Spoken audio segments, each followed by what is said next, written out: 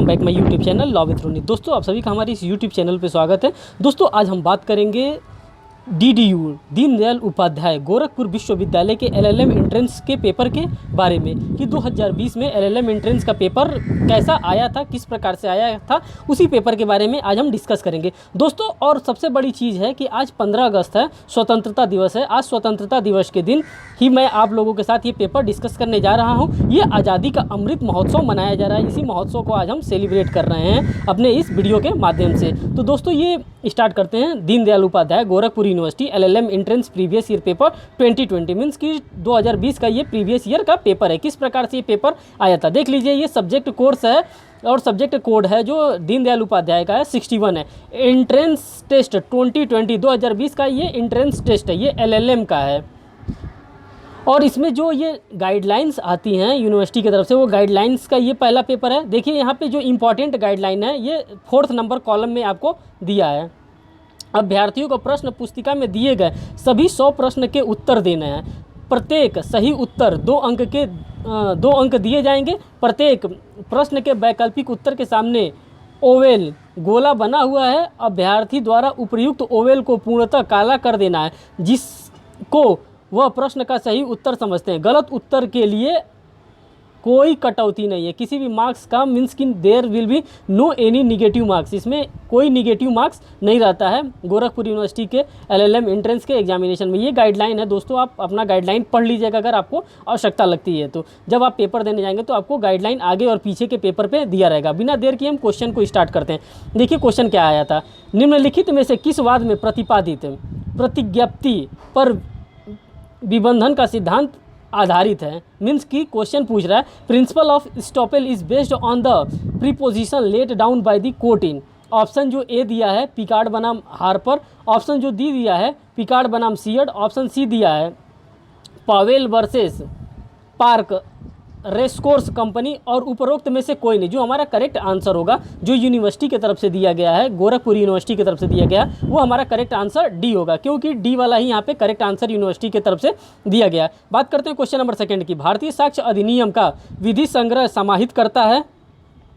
इसमें है option A 11 अध्याय chapter 11 section 165, option B chapter 10 section 167, option C chapter 11 section 163, option D is the correct answer because हमारे जो Indian evidence act है उसमें 11 chapter और 167 चैप्टर में इसको डिवाइड किया गया है और 3 पार्ट्स में भी इसको डिवाइड किया गया है। ये भी क्वेश्चन बन सकता है कि कितने पार्ट्स में इंडियन एविडेंस एक्ट को डिवाइड किया गया है। तो यहाँ पे जो होगा, यहाँ पे 2 ही फैक्ट इन्होंने दिया है ना कि एक तो 11 चैप्टर है और 167 सेक्शंस है, और उसमें एक जो ऐड कर लिया जाता है 3 पार्ट्स में IEA को डिवाइड किया गया, मीन्स की इंडियन एविडेंस एक्ट को 3 पार्ट्स में डिवाइड किया गया। बात करते हैं क्वेश्चन नंबर 3 की। रेस गेस्टे means option A things done includes words spoken, option B spoken words includes things done, option C things done, option D word spoken. जो हमारा करेक्ट आंसर होगा वो ए ऑप्शन करेक्ट होगा, things done includes words spoken. रेस गेस्टे का मतलब होता है एक ही समव्यवहार में किया गया कार्य को हम लोग रेस गेस्टे का सिद्धांत कहते हैं। बात करते हैं क्वेश्चन नंबर 4 का। मैक्सिम, यहाँ पे एक अनुयोग्य दिया है, मैक्सिम दिया है। Nobility is no bar to an action is related to. Option A Nocton versus Ashburton, option B Bosmer versus Greenback, option C Lux versus Vanard, option D Lumley versus Gray. जो हमारा correct answer होगा वो हमारा D वाला correct answer होगा। ठीक, फिर हम बात करते हैं क्वेश्चन नंबर 5 की। The subjective theory of negligence is propounded bye. जो ऑप्शन ए है विनफील्ड द्वारा, ऑप्शन बी है अंडर हिल द्वारा, ऑप्शन सी है सामंड द्वारा, ऑप्शन डी है फ्रेजर द्वारा। जो हमारा करेक्ट आंसर होगा वो ऑप्शन ए होगा, विनफील्ड के द्वारा ये करेक्ट आंसर दिया गया था। बात करते हैं नेक्स्ट क्वेश्चन नंबर 6 की। अपकृत्य की एक संतोषजनक परिभाषा अभी ढूंढना होगा। देखिए मैं आपको ये पेपर का लेवल बताना चाहता हूँ कि एंट्रेंस एग्जामिनेशन में जो LLM का एंट्रेंस एग्जामिनेशन होता है किस प्रकार से कहाँ से यूनिवर्सिटियाँ क्वेश्चन को टच करती हैं, किस किस प्रकार का क्वेश्चन वो बना सकती हैं, कहाँ से वो क्वेश्चन ला सकती हैं। सिर्फ मैं वो आपको पैटर्न दिखाना चाहता हूँ इस पेपर के माध्यम से। ये हूबहू पेपर आएगा नहीं नेक्स्ट ईयर में, ये भी मैं आपको बता दे रहा हूँ। हाँ, लेकिन इसमें से क्वेश्चन मिलता जुलता आपको जरूर मिलेगा। इसी सब्जेक्ट से इसी टॉपिक से आपको क्वेश्चन, जितने नंबर ऑफ क्वेश्चन यहाँ पर मैं दिखा रहा हूँ उतने नंबर ऑफ क्वेश्चन आपसे मिलेंगे।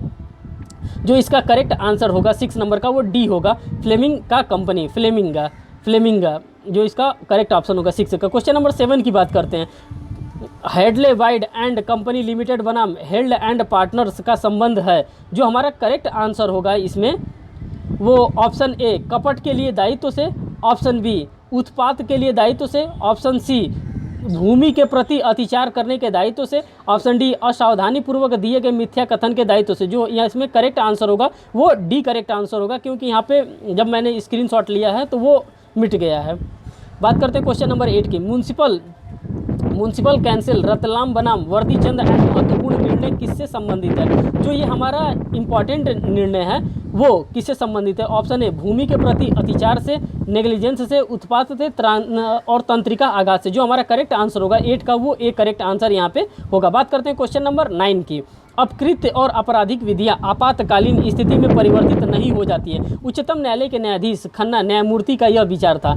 ऑप्शन ए रुदल शाह बनाम बिहार राज्य के मामले में, ऑप्शन बी केशवानंदा भारती बनाम केरल राज्य के मामले में, ऑप्शन सी एडीएम जबलपुर बनाम एन के शुक्ला के मामले में, ऑप्शन डी नेहरू गांधी बनाम राजनारायण के मामले में। जो हमारा करेक्ट आंसर होगा वो हमारा 9 का डी करेक्ट आंसर होगा। बात करते हैं क्वेश्चन नंबर 10 की। जब क्वेश्चन नंबर 10 हमारा यहाँ पे आ जाता है, स्वामिक सेवक के संबंध के संदर्भ में गठन की कसौटी का सिद्धांत प्रतिपादित किया गया था। ऑप्शन ए लॉर्ड एटकिन द्वारा, ऑप्शन बी लॉर्ड मोरिस द्वारा, ऑप्शन सी लॉर्ड डेनिंग द्वारा, ऑप्शन सी लॉर्ड पर्स द्वारा। जो हमारा करेक्ट आंसर होगा वो ए हमारा करेक्ट आंसर होगा क्वेश्चन नंबर 10 का। क्वेश्चन नंबर 11 घटना स्वयं बोलती है का सिद्धांत है, मीन्स कि इसका जो रेस स्पेल्यूकेटर का मतलब होता है रूल ऑफ एविडेंस से ये लिया गया है। जो ये हमारा कॉन्सेप्ट लिया गया है, घटनाएं स्वयं बोलती हैं, रेस स्पेल्यूकेटर, इसका जो ये लैटिन मैगजीम है, इस मैगजीम का जो करेक्ट आंसर होगा वो हमारा सी करेक्ट आंसर होगा। सावधानी का साक्ष्य का नियम, ये रूल ऑफ एविडेंस का एक नियम होता है। क्वेश्चन नंबर 12 निम्नलिखित में से कौन सा वाद सम्मिलित है सम्मति से संबंधित वाद है? ऑप्शन ए मर्फी बनाम Callahan, option B Brown versus Kendall, option C Buron versus Denman, option D Morris versus Newtren. जो हमारा करेक्ट आंसर होगा वो बी हमारा करेक्ट आंसर होगा क्वेश्चन नंबर 12 का। क्वेश्चन नंबर 13 निम्न में से किस वाद में एक सेल स्कल नियम के सिद्धांत को स्थापित किया गया था? Option A Jolly versus Sutton London Borough Council, option B Smith versus Lisben and Company Limited, option C Sweeten versus Lewin, option D Beeland versus Searle Lord Corporation Limited. जो हमारा करेक्ट आंसर होगा वो सी हमारा correct answer होगा। देखिए दोस्तों, मैं आपको बताना चाहता हूँ केस लॉ बेस्ड इतने ज़्यादा क्वेश्चन एंट्रेंस एग्जामों में पूछे जाने लगे हैं, और एक तो ऐसा केस लॉ दिया जाता है जो कि कभी स्टूडेंट इस टाइप के केस लॉ को पढ़ता कम है, इसीलिए एंट्रेंस एग्जामों में जो परफॉर्मेंस होता है वो बड़ा स्टूडेंटों का कम हो जाता है। इसलिए मैं आपसे कहूँगा कि अगर आप कभी भी एंट्रेंस एग्जाम देने जाइए तो उस पर केस लॉ पे ज़्यादा कमांड करके जाइए, केस लॉ पे ज़्यादा आपका फोकस होना चाहिए। बात करते हैं क्वेश्चन नंबर 14 की। हम बिना सहवर्ती कर्तव्य के कोई अधिकार अथवा बिना सहवर्ती अधिकार के कोई कर्तव्य धारण नहीं कर सकते हैं, यह कथन किया गया था। ऑप्शन ए ऑस्टिन ने, ऑप्शन बी केल्सन ने, ऑप्शन सी ड्यूगिट ने, ऑप्शन डी पैटर्न ने। ये जो करेक्ट आंसर होगा सेक्शन क्वेश्चन नंबर 14 का वो डी हमारा करेक्ट आंसर होगा। Taking right seriously, question number 15 की बात करते हैं। टेकिंग राइट सीरियसली नामक पुस्तक किसके द्वारा लिखा गया था? ऑप्शन ए हॉलैंड ऑस्टिन ने, ऑप्शन बी हॉलैंड ने, ऑप्शन सी डॉर्किन ने, ऑप्शन डी एलन ने। जो हमारा करेक्ट आंसर होगा वो हमारा बी करेक्ट आंसर होगा। ये हॉलैंड के द्वारा ये पुस्तक लिखी गई थी, और ये आ गया जूरिस्प्रूडेंस। जो हम सब्जेक्ट सॉल्व कर रहे हैं जूरिस्प्रूडेंस है, जिसको हम लोग विधि शास्त्र कहते हैं। दोस्तों, हमने एक विधि शास्त्र का, एक जूरिस्प्रूडेंस का एक वीडियो मैंने अपने इसी चैनल पे अपलोड किया है। आप उसको देखकर अगर एंट्रेंस एग्जाम देने जाएंगे तो आपको बेहतर रिजल्ट दिखेगा। क्वेश्चन नंबर 16 की बात करते हैं। पूर्ण समानता पूर्णतः असंभव है। पूर्ण स्वतंत्रता सीधे सरकार के हर प्रकार के अस्तित्व की प्रतिगामी है। ऑप्शन ए कांट कहा, किसने कहा? ये कथन किससे संबंधित? ऑप्शन ए कांट से, ऑप्शन बी टॉमसन एक विनाश से, ऑप्शन सी बेंथम से, ऑप्शन डी सामंड से। जो हमारा करेक्ट आंसर है इसका वो ऑप्शन सी है, क्योंकि ये कथन जो संबंधित है वो टॉमसन वो बेंथम से संबंधित है। बात करते हैं क्वेश्चन नंबर 17 की। Who has observe that duty is to prepare script pattern of behaviour. जो हमारा करेक्ट आंसर है वो 17 नंबर का ऑप्शन ए फूलर है, ऑप्शन बी केल्सन है, ऑप्शन सी डायस है, ऑप्शन डी हार्ट है। जो हमारा करेक्ट आंसर है वो ए होगा, 17 का ए नंबर का करेक्ट आंसर होगा। बात करते हैं क्वेश्चन नंबर 18 के। Who said the realistic cosmos is centred on the जजेस? Option A Gray, option B Holmes, option C Salmond, option D Jerome Frank. जो हमारा करेक्ट आंसर होगा वो ए हमारा 18 का करेक्ट आंसर होगा। क्वेश्चन नंबर 19 की बात करते हैं। किसने कहा था कि विधि का जीवन तर्क पर नहीं वरन अनुभव पर आधारित होता है? Option A Holmes, option B Bentham, option C Cardozo, option C Olicon. जो हमारा करेक्ट आंसर होगा वो बी होगा क्वेश्चन नंबर 19 का। क्वेश्चन नंबर 20 की बात करते हैं।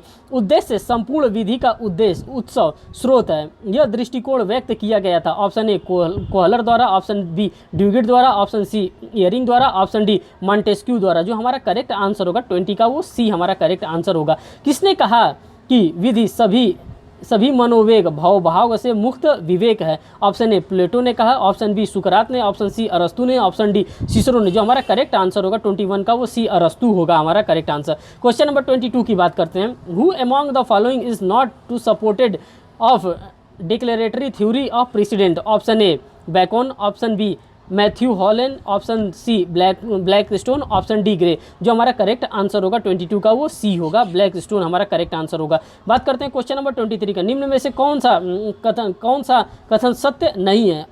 ए बी सी डी, हम चारों ऑप्शन को एनालिसिस करते हैं। हिंदू प्रतिमा का न्यायिक व्यक्तित्व होता है? ऑप्शन बी हिंदू प्रतिमा के प्रति स्थापित धर्मदाय के संबंध में शाश्वतता के विरुद्ध नियम लागू नहीं होता है? ऑप्शन सी हिंदू प्रतिमा का धर्मदाय में अपना स्वयं का लाभकारी हित होता है? ऑप्शन डी हिंदू देव प्रतिमा का व्यक्तिगत केवल लाभार्थ ही स्वीकार नहीं है बल्कि यह दायित्व भी सृष्टि करता है? जो हमारा करेक्ट आंसर होगा सी होगा 23 नंबर का। बात करते हैं क्वेश्चन नंबर 24 का। निम्न में से किस वाद में भारतीय सर्वोच्च न्यायालय द्वारा भविष्यलक्षी विनिर्माण का सिद्धांत प्रतिपादित किया है? ऑप्शन ए शंकरी प्रसाद बनाम भारत संघ, ऑप्शन बी सज्जन सिंह बनाम राजस्थान राज्य, ऑप्शन सी IG गोलकनाथ बनाम पंजाब राज्य, ऑप्शन डी केशवानंदा भारती बनाम केरल राज्य। जो क्वेश्चन नंबर 24 का हमारा करेक्ट आंसर होगा वो सी हमारा 24 का सी होगा करेक्ट आंसर। क्वेश्चन नंबर 25 की बात करते हैं।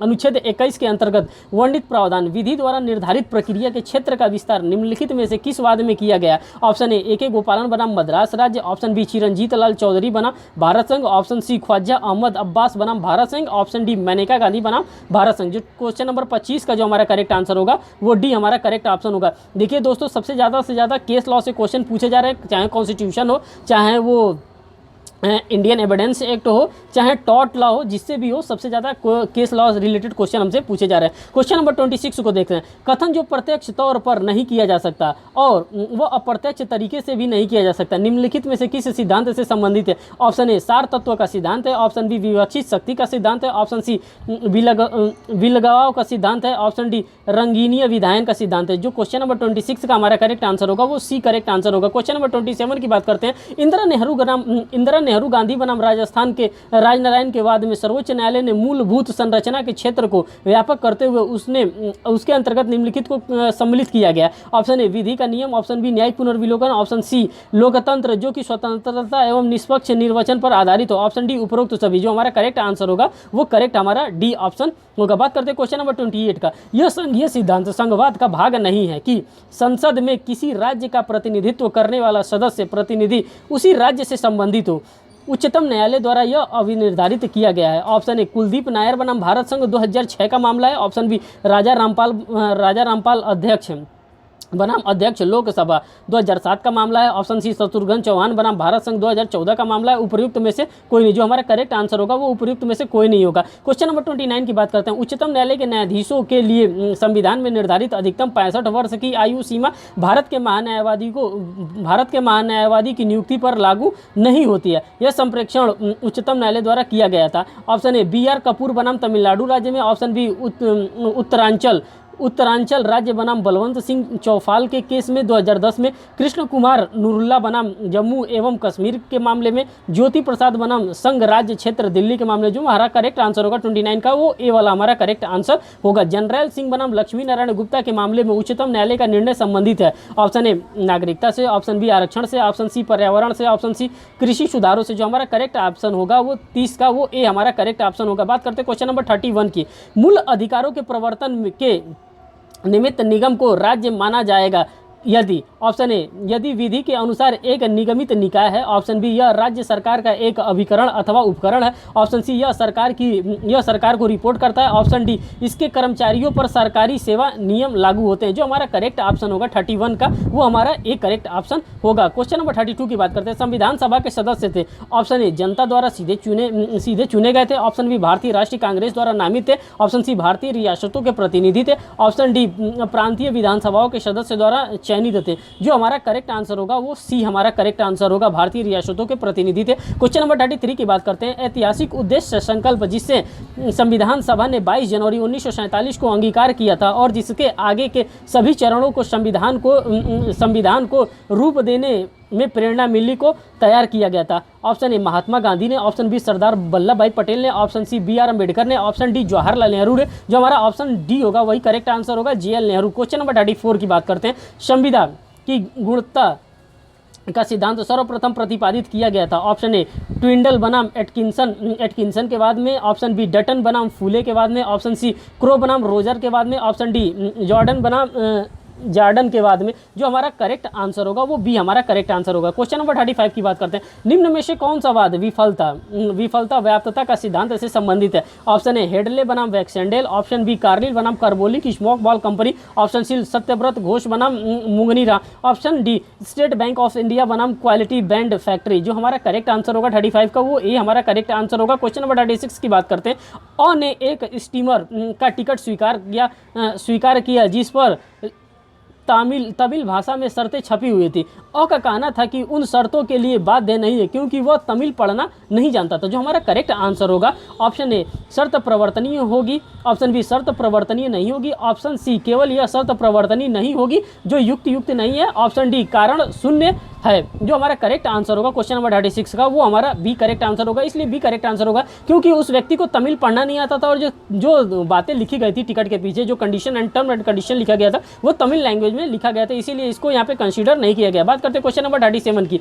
और वो आपस में विवाह करने की संविदा करते हैं। विवाह के लिए नियम समय से पूर्व पागल हो जाता है। यह संविदा शून्य हो जाता है क्योंकि यहाँ पे इस क्वेश्चन में एक और नाम का व्यक्ति है, वो बॉस से शादी करने के लिए एक कॉन्ट्रैक्ट करता है। कॉन्ट्रैक्ट के पहले ही जो होता है वो पागल हो जाता है। तो ये किस प्रकार का संविदा होगा, किस प्रकार का ये कॉन्ट्रैक्ट होगा। ऑप्शन ए की बात करते हैं। पागल हो जाता है जिससे वह एक विधिक मान्य संविदा नहीं कर सकता। ऑप्शन बी एक ऐसा कार्य करने की संविदा है जो संविदा किए जाने के पश्चात किसी ऐसे घटना के कारण असंभव हो गई जिसका निवारण और नहीं कर सकता था। ऑप्शन सी संविदा का उद्देश्य अनिश्चित हो गया। ऑप्शन डी संविदा का उद्देश्य असंभव हो गया। जो हमारा करेक्ट आंसर होगा वो 37 का वो बी हमारा करेक्ट आंसर होगा। बात करते हैं क्वेश्चन नंबर 38 की। एक शून्यकरणीय संविदा है। जो शून्यकरणीय संविदा है जिसको हम लोग वाइडेबल एग्रीमेंट कहते हैं वो क्या होता है। ऑप्शन ए जिसका प्रवर्तन पीड़ित पक्षकार की इच्छा पर निर्भर है। ऑप्शन बी जिसका न्यायालय में प्रवर्तन नहीं कराया जा सकता। ऑप्शन सी जिसका प्रवर्तन दोनों पक्षकारों की इच्छा पर निर्भर है। ऑप्शन डी जिसे न्यायालय प्रतिबंधित करता है। जो हमारा 38 का जो करेक्ट आंसर होगा वो हमारा बी करेक्ट आंसर होगा क्योंकि यहाँ पे वॉइडेबल की बात करता है। वॉइडेबल का मतलब होता है दोनों पक्षों पे डिपेंड करता है। अगर दोनों पक्ष चाहें तो इसको एग्री कर सकते हैं, अगर दोनों पक्ष में से कोई एक भी पक्ष चाहता है इसको खत्म करना तो उसको खत्म कर सकता है। इसी को वॉइडेबल कॉन्ट्रैक्ट करते हैं। Depend upon the one another parties. Question number 39 की बात करते हैं। भारत में प्रतिभूतकालीन प्रतिफल अच्छा प्रतिफल है या प्रावधान है। ऑप्शन ए धारा 23 में। ऑप्शन बी धारा 2D में। ऑप्शन सी धारा 25 सब क्लॉज 2 में। ऑप्शन डी धारा 25 के सब क्लॉज 3 में। जो हमारा करेक्ट आंसर होगा 39 का वो हमारा डी वाला ऑप्शन करेक्ट होगा। क्वेश्चन नंबर 40 की बात करते हैं। यदि कोई करार शून्य हो जाता है और उस करार के अंतर्गत किसी पक्षकार ने कोई लाभ प्राप्त कर लिया है तो उसे वह लाभ वापस करना होगा या उसकी क्षतिपूर्ति करनी होगी यह आधारित है। ऑप्शन ए विनिर्दिष्ट अनुपालक के सिद्धांत पर। ऑप्शन बी विखंडन के सिद्धांत पर। ऑप्शन सी व्यादेश के सिद्धांत पर। ऑप्शन डी क्वांटम मेरिट के सिद्धांत पर। जो हमारा करेक्ट आंसर होगा 40 का वो हमारा बी ऑप्शन करेक्ट होगा। बात करते हैं क्वेश्चन नंबर 41 का। कौन नीलामी द्वारा खो को एक घोड़ा बेचता है जिसके बारे में कौन जानता है कि वह एक एबदार है। एबदार का मतलब कि उसमें कोई विकृति है, किसी प्रकार की उसके अंदर दिक्कत है। को घोड़े के एब के बारे में खो को कुछ नहीं कहता। यह करार है। ऑप्शन ए शून्य है, ऑप्शन बी शून्यकरणीय, ऑप्शन सी वैध है, ऑप्शन डी परिवर्तनीय अपरिवर्तनीय। जो हमारा करेक्ट आंसर होगा 41 का वो हमारा सी होगा, क्योंकि वैध यहाँ पे उसको पूछना चाहिए ना कि हाँ घोड़े में किसी प्रकार की कोई दिक्कत तो नहीं है, घोड़ा या तो पागल तो नहीं हो गया है या कुछ भी नहीं हो गया, इस प्रकार से उसने पूछा नहीं, इसने बताया नहीं। ये जो सामान बेचने वाला था क्वेश्चन नंबर 41 का वो जो सी होता है वो हमारा करेक्ट आंसर हो जाता है। क्वेश्चन नंबर 42 की बात करते हैं। जस्टिस बोरो ने किस वाद में कहा था कि लोक नीति अनियंत्रित घोड़ा है? ऑप्शन ए रिचर्डसन बनाम मोलविन में, ऑप्शन बी हार्वे बनाम फेसी में, ऑप्शन सी फेल्ट हाउस बनाम वेंडले में, ऑप्शन डी ट्विंडल एंड एटकिंसन। जो हमारा करेक्ट आंसर होगा ये केस लॉ से रिलेटेड है, इसमें हार्वे बनाम फेसी का मामला क्वेश्चन नंबर 42 का। क्वेश्चन नंबर 43 की बात करते हैं। वो वाद जिसमें इंग्लैंड ने सर्वप्रथम संविदा भंग होने पर दिए जाने वाले क्षतिपूर्ति के लिए मापदंड का सिद्धांत प्रतिपादित किया गया था निम्न है। ऑप्शन ए बोर्नी बनाम मैसन, ऑप्शन बी टेलर बनाम कॉवेल्ड, ऑप्शन सी हेल्डले बनाम वैक्सेंडेल, ऑप्शन डी हार्वे बनाम फेसी। जो हमारा करेक्ट आंसर होगा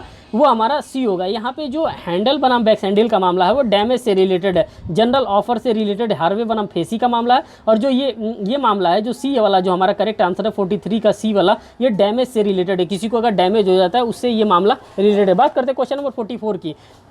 भारतीय दंड संहिता के अंतर्गत मृत्यु दंड के लघुकरण की शक्ति निहित है। ऑप्शन ए भारत के राष्ट्रपति में, ऑप्शन बी राज्य के राज्यपाल में, ऑप्शन सी समुचित सरकार में, ऑप्शन डी उपर्युक्त सभी में। जो लघुकरण किया जा सकता है या उसको खत्म किया जा सकता है किसी को सजा, वो भारत के राष्ट्रपति में निहित होता है। जो हमारा 44 क्वेश्चन नंबर है इसका एक करेक्ट आंसर है। क्वेश्चन नंबर 45 की बात करते हैं। जो केवल खड़े रहते हैं और प्रतीक्षा करते हैं वे भी कार्य होता है, यह संप्रेक्षण निम्नलिखित में से किस वाद में प्रीवी काउंसिल ने निर्णय दिया? देखिए अब पूछ रहा है कि प्रीवी काउंसिल ने किस मामले में ये निर्णय दिया है। देखिए किस प्रकार का क्वेश्चन दीनदयाल उपाध्याय गोरखपुर यूनिवर्सिटी पूछ रहा है।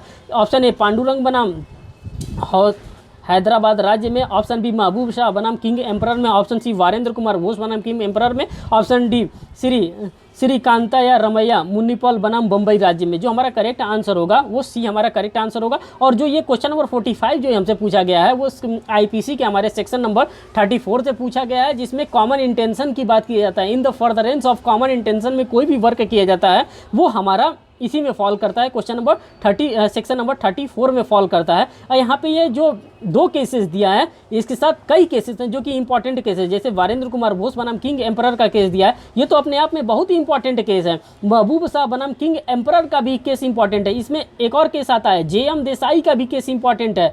और भी इसमें लगातार 4-5 केस है, वो 4-5 केस सेक्शन नंबर 34 से आईपीसी के सेक्शन नंबर 34 से रिलेटेड है, जो कि ये बहुत ही इंपॉर्टेंट सेक्शन माना जाता है। सेक्शन नंबर 34 क्वेश्चन नंबर 45 का। क्वेश्चन नंबर 46 की बात करते हैं।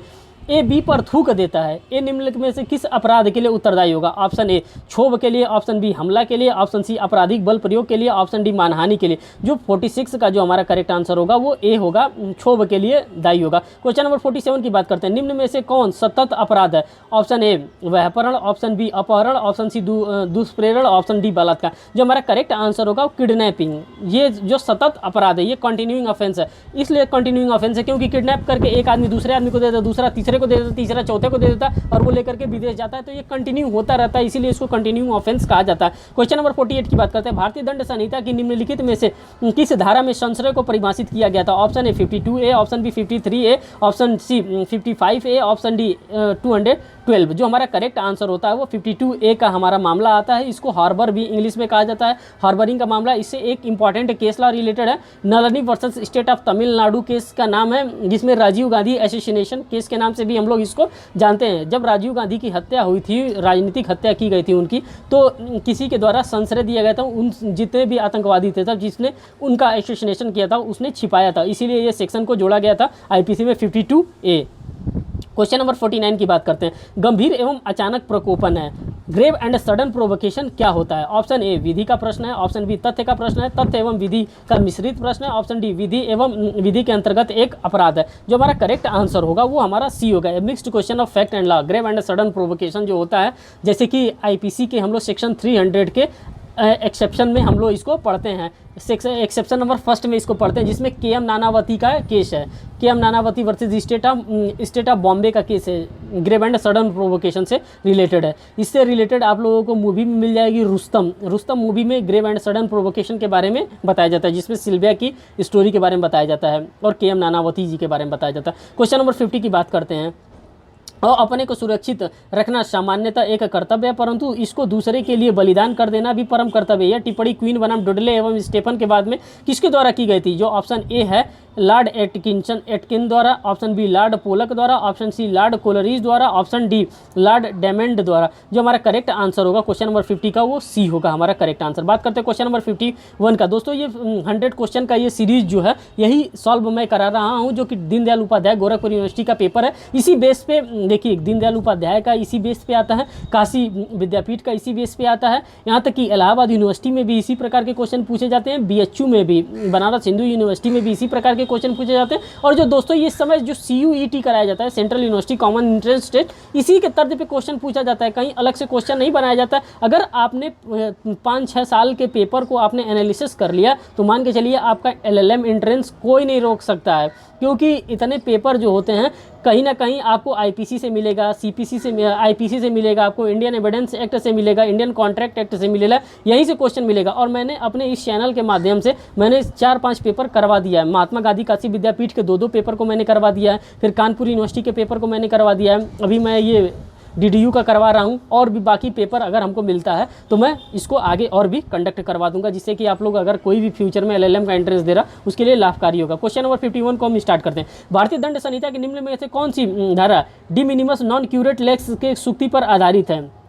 डी मिनिमस नॉन क्यूरेट लेक्स सूक्ति पर आधारित है। जो हमारा option A, option 80, option B धारा 83, ऑप्शन सी धारा 94, ऑप्शन डी धारा 95। इसको स्लाइट हार्म के नाम से हम लोग जानते हैं, मतलब कि छोटे मोटे हार्म के लिए हम कोड नहीं जानते। जो 51 का जो हमारा करेक्ट आंसर होगा वो हमारा डी आंसर करेक्ट होगा।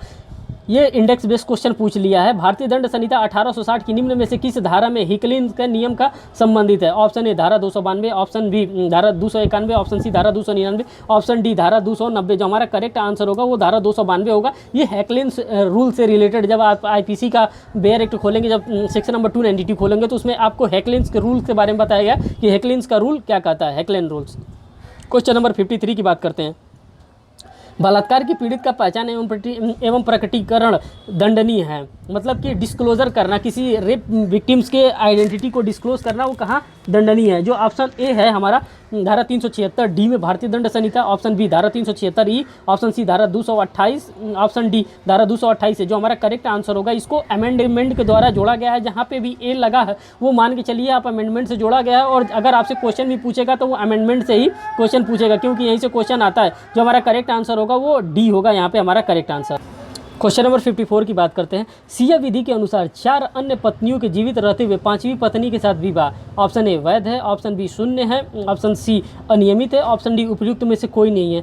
जो हमारा करेक्ट आंसर होगा वो हमारा सी ऑप्शन करेक्ट होगा, क्योंकि मुस्लिम मैरिज में 4 पत्नी को ही रखना अलाउ है, 5वीं रखना है, ये अनियमित शादी हो जाएगा। क्वेश्चन नंबर 55 की बात करते हैं। मुस्लिम महिला विवाह अधिकार संरक्षण अधिनियम 2019 द्वारा निम्नलिखित में से तलाक के रूप में तलाक के किस रूप को दंडनीय बनाया गया? ऑप्शन ए तलाक ए हसन, ऑप्शन बी तलाक ए हसन, ऑप्शन सी तलाक ए बिद्दत, ऑप्शन डी उपर्युक्त सभी। जो हमारा करेक्ट आंसर होगा 55 का वो हमारा करेक्ट आंसर सी होगा, तलाक ए बिद्दत। क्वेश्चन नंबर 56 की बात करते हैं। एक मुस्लिम किसी व्यक्ति के पक्ष में हिबा कर सकता है अपनी कुल संपत्ति के 1/3 भाग का, ऑप्शन ए, ऑप्शन बी अपनी संपत्ति के कुल भाग का 1/2 भाग, ऑप्शन सी अपनी कुल संपत्ति के 2/3 भाग का, ऑप्शन डी अपनी कुल संपत्ति का। जो हमारा करेक्ट आंसर होगा वो करेक्ट आंसर होगा अपनी कुल संपत्ति का 1/3 भाग का ही हिबा किया जा सकता है मुस्लिम एक्ट में।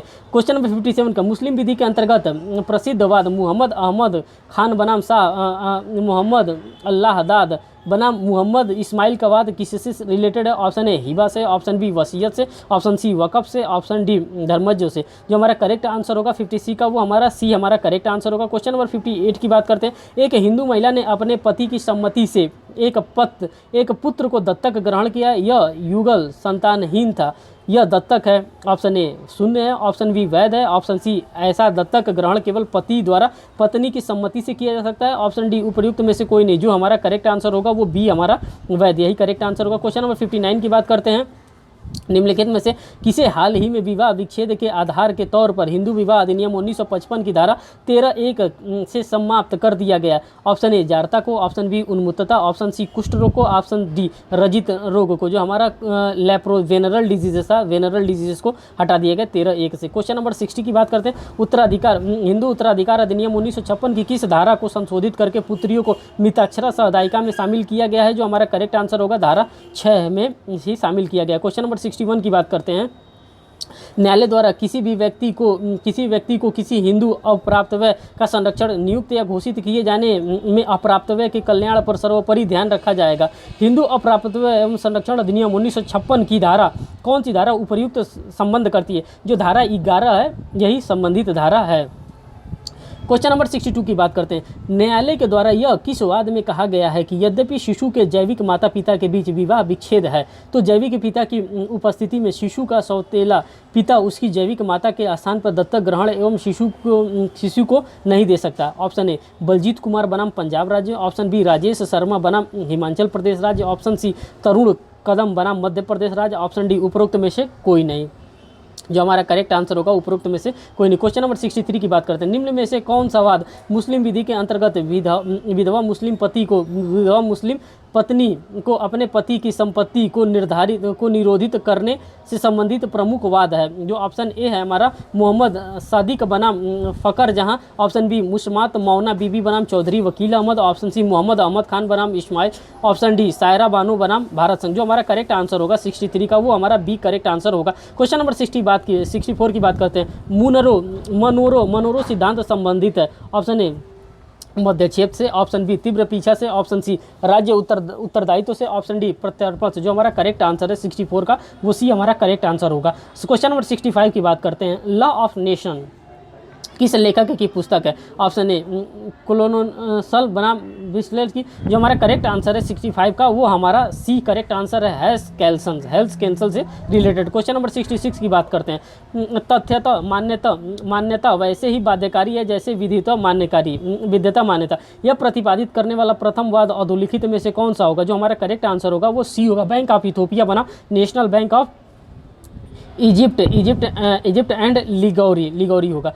क्वेश्चन नंबर 67 की बात करते हैं। डम्बर्टन ऑक्स प्रस्ताव संबंधित है अंतर्राष्ट्रीय मुद्रा कोष से की अंतर्राष्ट्रीय मुद्रा कोष जिसको IMF करते हैं, इंटरनेशनल मॉनेटरी फंड हम लोग कर। क्वेश्चन नंबर 68 की बात करते हैं। अधोलिखित में से किसने वायु की 5 स्वतंत्रताओं पर सहमति हुई है? अंतर्राष्ट्रीय वायु यातायात करार पर हुआ है। क्वेश्चन नंबर 68 का मामला था। क्वेश्चन नंबर 69 की बात करते हैं। यहाँ पे सूची दिया है, सूची को किस प्रकार से मिलाना है आप लोग यहाँ पे मैंने इसको दिखा दिया है, आप लोग इसको ध्यान से देख लीजिए। जो इसका करेक्ट आंसर होगा वो बी हमारा करेक्ट आंसर होगा। मीन्स कि फर्स्ट का डी होगा, सेकंड का सी होगा, थर्ड का बी होगा, फोर्थ का ए होगा।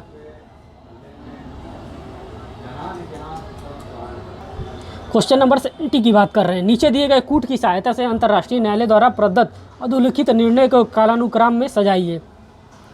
पहला दिया भारतीय क्षेत्र से पारागमन के अधिकार का मामला, और दूसरा दिया दक्षिण पश्चिमी अफ्रीका मामला, तीसरा दिया सीमांत विवाद, चौथा दिया प्रीवियर का मंदिर। जो हमारा करेक्ट जो कूट होगा वो हमारा बी हमारा करेक्ट कूट होगा। क्वेश्चन नंबर 71 की बात करते हैं। संयुक्त राष्ट्र के किस अनुच्छेद के अंतर्गत सुरक्षा परिषद को किसी राज्य के विरुद्ध बल प्रयोग करने की शक्ति प्राप्त है? अनुच्छेद 42। जो सुरक्षा परिषद का जो यूएनओ का हमारा जो परिषद बताया गया है अनुच्छेद बताएगा उसका अनुच्छेद 42। भारत के संविधान का अनुच्छेद 42 नहीं।